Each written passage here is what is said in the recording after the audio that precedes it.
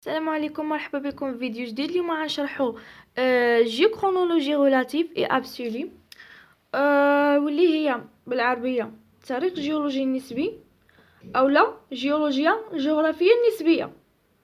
جيو كرونولوجي relative. La géochronologie relative permet de terminer l'ordre dans lequel se sont déroulés les différents événements géologiques, sédimentation, plissement, fracturation. Elle est basée sur les principes de la stratigraphie, superposition, continuité, et la répartition des fossiles. L'âge relatif d'un événement géologique est déterminé par rapport à l'âge d'un début sédimentaire. شنو كيقولوا؟ كتيح لنا الجيولوجيا النسبية تحديد الترتيب اللي وقعت فيه الأحداث الجيولوجية المختلفة، بحال الترسيب، بحال الطي واشياء اخرى. وكيعتمد هذا المبدا هذا على الطبقات، يعني كما شرحنا في الفيديو اللي فات بان هاد جيو كرونولوجي ريلاتيف كتعطينا ترتيب د الطبقات، شكون اللي جات الاولى، شكون اللي جات الثانيه، يعني شكون اللي جات الاولانيه، شكون اللي جات فوق منها، شكون اللي جات، يعني كيعطيونا الترتيب د الطبقات، يعني شكون اللي جات الاولى وشكون اللي جات الثانيه، ولكن ما كيحددولناش العمر ديالها. كتعتمد على مبادئ الطبقات بحال التراكب والاستمراريه اللي شرحناهم في الفيديو اللي فات، والتوزيع د الحفريات. وكيتم تحديد العمر النسبي للحدث الجيولوجي حسب عمر الرواسب، يعني حتى كنشوفوا العمر ديالها عاد نقدروا نعرفوا شكون اللي قديمه وشكون اللي جديده. غنشوفوا شنو هي نوسيون دو سكوردونس انغولير، اللي هو مفهوم الخلاف الزاوي. المهم غتكون جديده عليكم، ولكن باش نقربكم مزيان من هذه، ها هي الخلاف الزاوي. هو واحد الترسب طبقه على طبقه جيولوجيه قديمه، يعني كتكون عندنا واحد الطبقه جيولوجيه قديمه وحنايا وكتزيد كترسب لنا فوق منها واحد الطبقه اخرى، كترسب فوق منها واحد الطبقه اخرى، ومن بعد عاود كترسب طبقه اخرى. يعني هادي قدم من هادي، وهادي قدم من هادي، وهذه أحدث من هذه، وهذه أحدث من هذه. قلنا الخلاف الزاوي هو كترسم لنا واحد الطبقة على طبقات جيولوجية قديمة، بالحق ما كتكونش موازية ليلة، يعني تقدر تكون ماشية هايدة وأخرى فوق منها عاود. وكيتم طي الطبقة القديمة، يعني اللي كانت عندنا واحدة قديمة تحت وأخرى فوق منها، ديك التحتانية كيتم الطي ديالها، اولا كيوقع لها اش كيقولوا له بواسطه حركات تكتونيه. وغنشوفوا الامثله. واحيانا كتاكل قبل ما تستقر عليها واحد الرواسب حديثه، يعني مثلا عندنا هذه هي الطبقه القديمه ياك، وجبنا واحد الطبقه جديده، يعني هذه ما كيكونوش موازيين بعد لبعضياتهم في الاولى، ما كيكونوش موازيين، ولكن قال لك هاد التحتانيه يقدر يوقع لها واحد التاكل، ويقدر يوقع له واحد الطي او واحد الحاجه بفعل حركات تكتونيه. ولكن في بعض الحالات هاد الطبقه هذه كتاكل قبل ما ترسب عليها واحد الطبقه اخرى. Lorsque une série sédimentaire A se dépose sur une autre série B, on fait un angle alpha entre elles. On dit que la série A est descendante sur la série B et l'angle de descendance est alpha. Exemple. اش كيقولوا لنا؟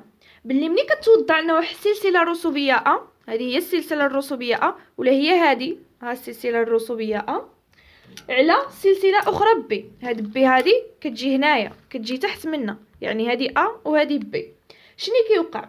يعني كتكون بيناتهم واحد الزاويه، بيناتهم هنايا واحد الزاويه كنسميوها الفا، اللي هي هذه هنايا، ها هي عندنا، هي هذه هنايا. قالك كنقولوا باللي ان السلسله ا متنافره على السلسله بي بواحد الزاويه الخلاف بيناتهم كنسميوها الفا. discordance angulaire de la série A sur la série B، تناقض الزاوي للسلسله A على السلسله B. كما شفنا وشرحت لكم باللي ان الطبقه اللي كتكون قديمه كيوقع على واحد الطي بواسطه شنو كيوقع على الطي بواسطه حركات تكتونيه، يعني هذه هي الطبقه القديمه وقع لها واحد الطي بواسطه حركات تكتونيه، وهذه قدم من هذه كما قلنا، وهذه احدث من هذه. يعني بي طبقه قديمه وجات طبقه جديده اللي هي ا وترسبت لنا على الطبقه بي. ديفيرون ايفينمون جيولوجيك، يعني احداث جيولوجيه مختلفه. شنو عندنا فيهم؟ دي بو دو لا سيري بي كوش كونكوردون، يعني عندنا وقع لنا في السلسله بي واحد الرواسب. بليسمون دو لا سيري بي، يعني طي السلسله بي، يعني السلسله بي وقع لا واحد طي. 3 ايروسيون، يعني التآكل، هاد الطبقه وقع لها التآكل. 4 ديبو de la série A horizontalement en discordance angulière sur B avec un angle de discordance A، يعني السلسلة الأفقية في تنافر على السلسلة الأولانية كما قالوا لنا هنايا، يعني السلسلة الأولى في تنافر مع السلسلة الثانية بواسطة اش؟ بواسطة واحد زاوية الاختلاف بيناتهم اللي هي هذه. عندنا هنايا détermination de l'âge واللي هي تحديد العمر.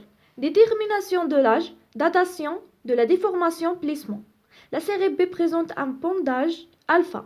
Cette déformation est postérieure, post égale après, à l'âge de la plus récente couche déformée, couche de somme de la série B, et antérieure, ante égale avant, à la plus ancienne couche non déformée, couche de la base de la série A. اش كيقولوا لنا؟